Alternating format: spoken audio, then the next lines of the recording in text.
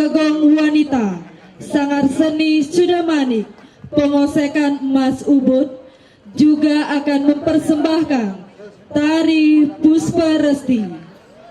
Tari Puspa Resti adalah tarian yang diciptakan oleh Profesor Dr. Iwayan Dibio dengan tabuh yang diciptakan oleh Inyoman Winde pada tahun 1981. Tarian yang memadukan pola-pola gerak beberapa tarian upacara seperti tari gabor, rejang, dan baris gede. Ini merupakan tarian penyambutan. Puspa yang berarti bunga dan resti yang berarti hujan.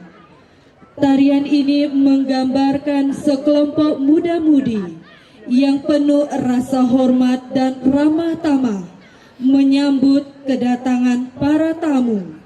Sebagai tari penyambutan, gerakan tari yang gemulai sangat menarik hati dengan taburan bunga dan dinamis gerakan tombak yang akan membuat siapa saja yang menonton terkagum.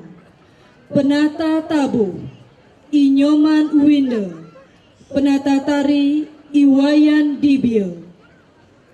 Hadirin tamu undangan yang kami hormati, para pencinta seni dan penonton yang berbahagia, para pendengar setia Pro 4 Budaya RRI Denpasar dimanapun Anda berada, kita sambut yang meriah penampilan Duta Kabupaten Gianyar yang akan menampilkan tari Puspa Resti. Selamat menyaksikan.